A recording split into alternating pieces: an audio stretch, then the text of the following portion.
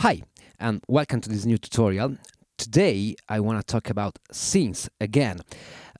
Not just to build a scene for transition, but just to spice it up a little bit, our track. Here we have the session. It's the same session from my last video, so nothing special. And I have here the scene that are empty. So just a little recap of the structure. Here we have the kick and three different layer of hats. Here we have the bass, the melodic part, and on the 7th track we have a sample, a vocal sample, but we came back to this later. Now, the first scene I want to build, it's a typical widening scene. So, first thing, kick track. I have my two effects. The important one for this scene is the filter, and I want to leave off the bass.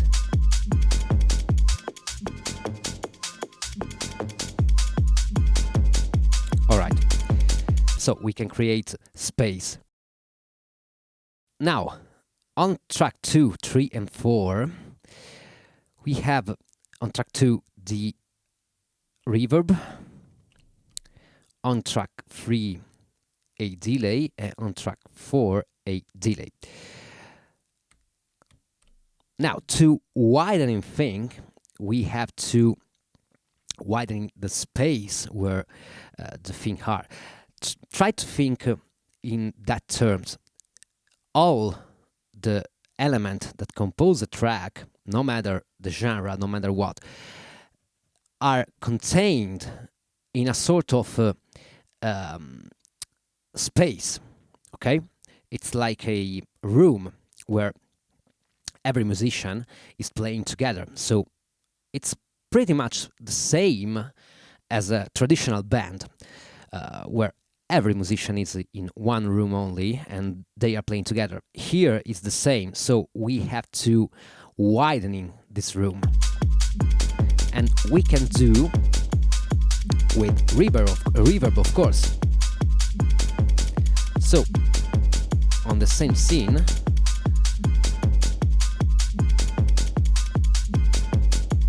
rising up the mix of the reverb, send of the delay,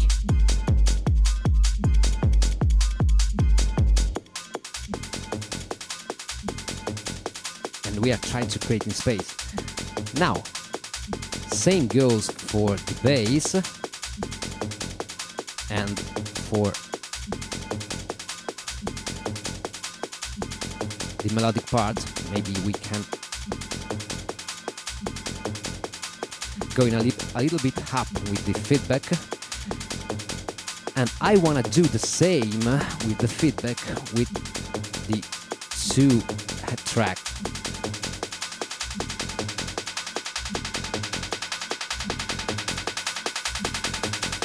Maybe this is too much.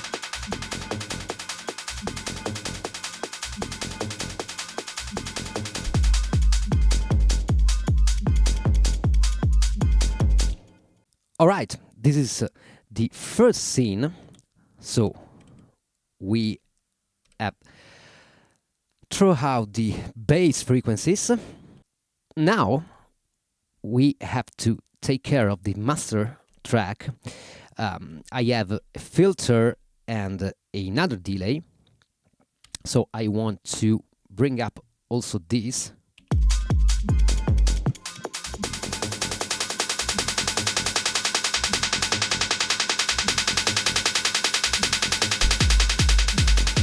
Of course, we can set our delay time in a different place for each track. So now track 4 has a time of 32, track 3 64,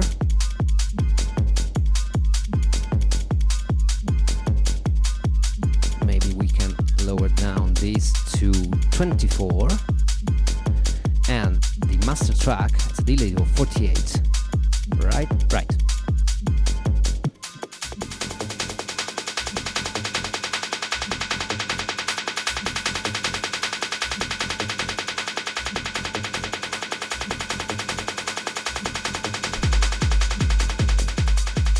Yeah, remember one thing that is so important, especially when you are using delays. Use the little delay filter that we have here. I usually leave off the bass, so the bass part of the frequency is not too much triggered by the delays. In this case, the width is fully open, but when you have a material that is pretty high in frequency, you wanna low down the width. It's basically a low pass filter for the delay line, of course.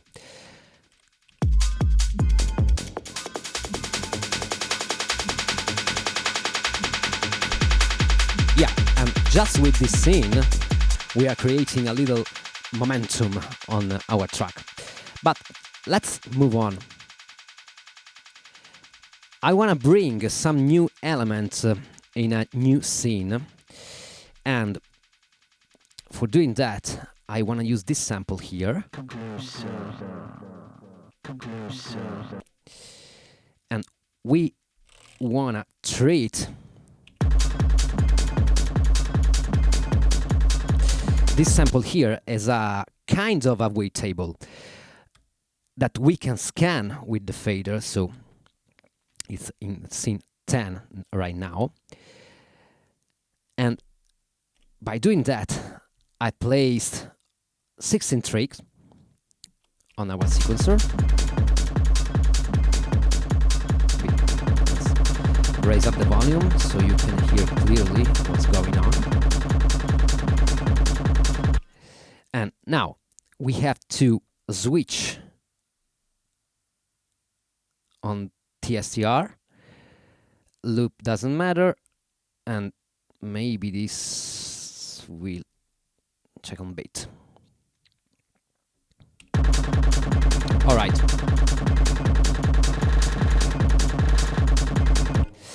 Now the thing we have to do is to set the retriggering to infinite, and with the retrig time we can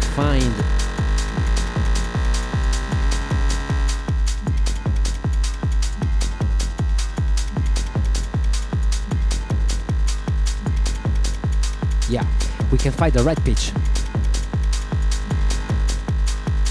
Basically, we are playing a little portion at the beginning of the sample. So by locking the start point on the fader, we are basically do this thing. All right.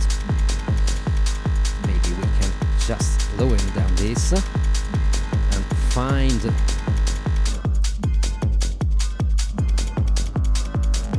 the end of the sample.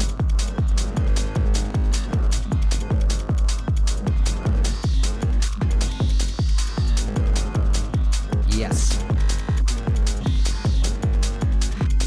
As you can hear,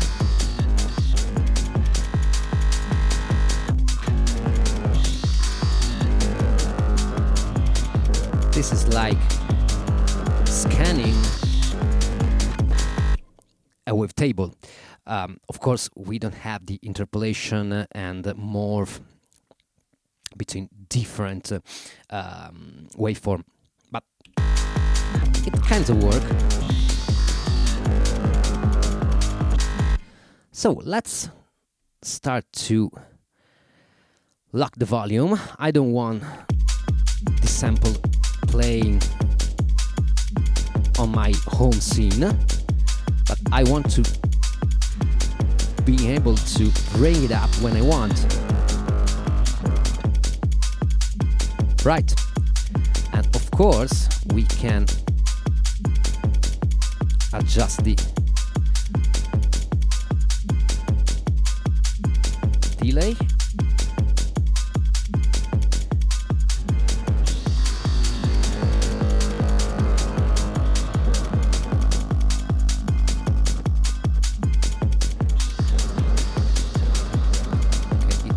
Too long, so we have to take down the start point.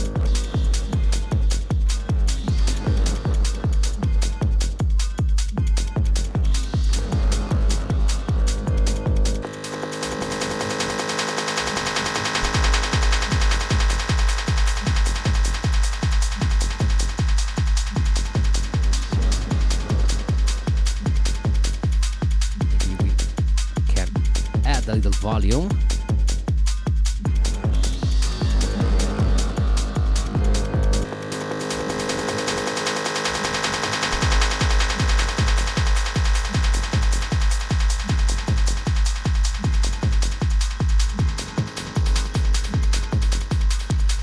And this way you can bring one new element when you want and use for creating a momentum.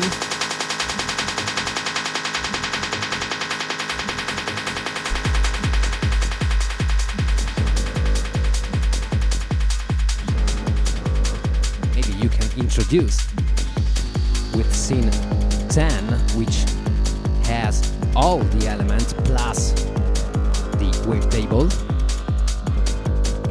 and then switch the with the scene 9.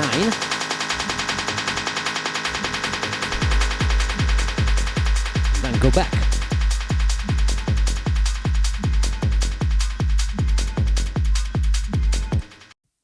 Now I wanna take my comb filter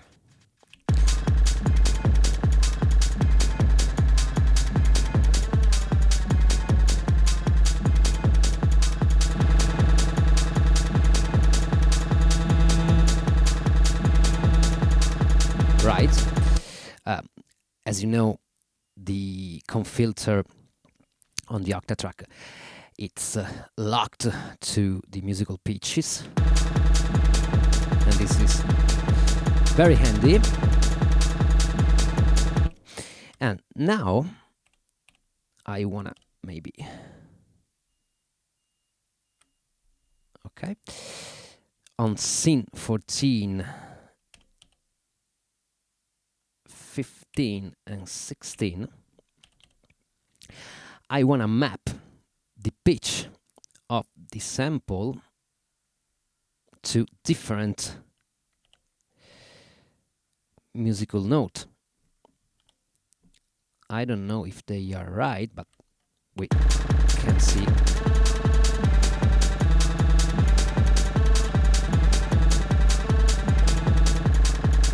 Yeah, they are right. So let's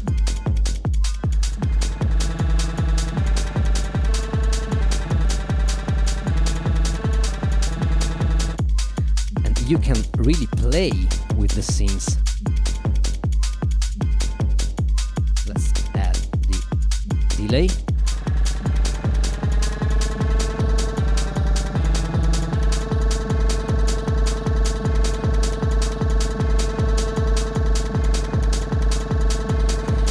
Of course, you can modulate with a LFO just to spice up a little bit more the thing, and the feedback you can modulate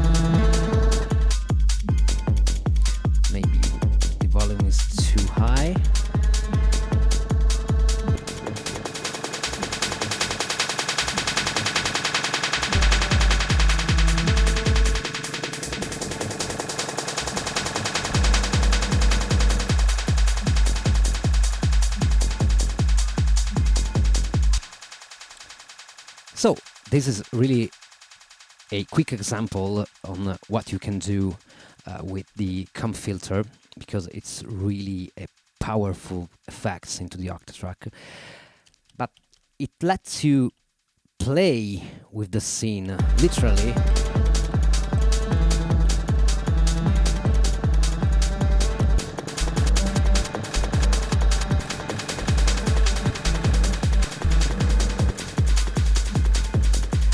And this allows you to create more complex effects and stuff, not only for transition, but just to move a little bit more your track. One thing that is truly important when you are working with scenes is the volume management. This allows you to create a sort of dynamics from one part to the another. On the first scene, the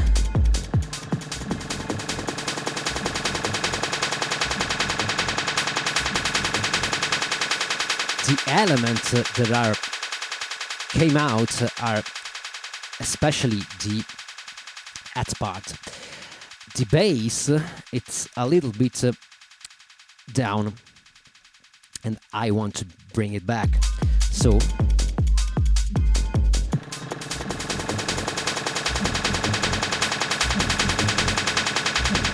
I want to bring back a little bit hat.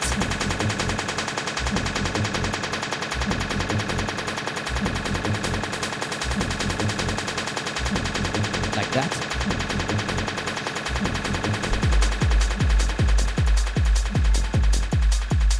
Hear the difference on dynamics.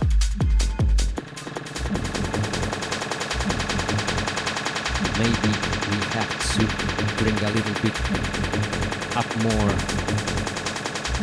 bass.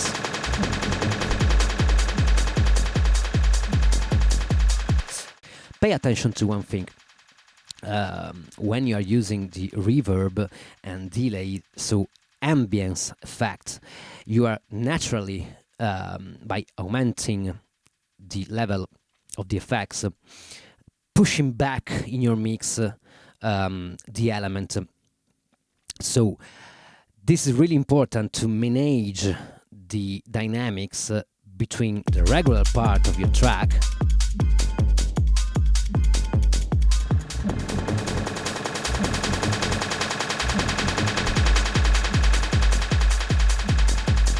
it's kind of lower it down a little bit, the overall dynamics, and at the same time bringing up a little bit certain elements of your track to come back to the normal state. And you go.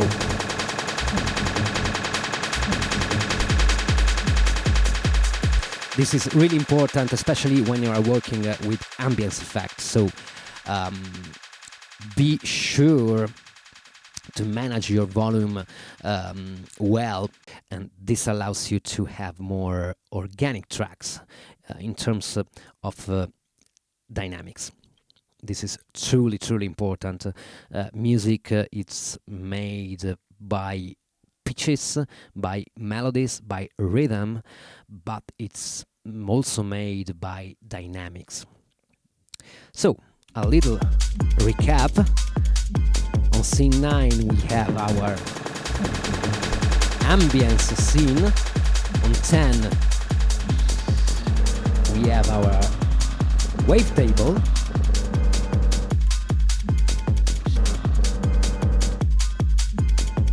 And on these 3 final scenes, sorry,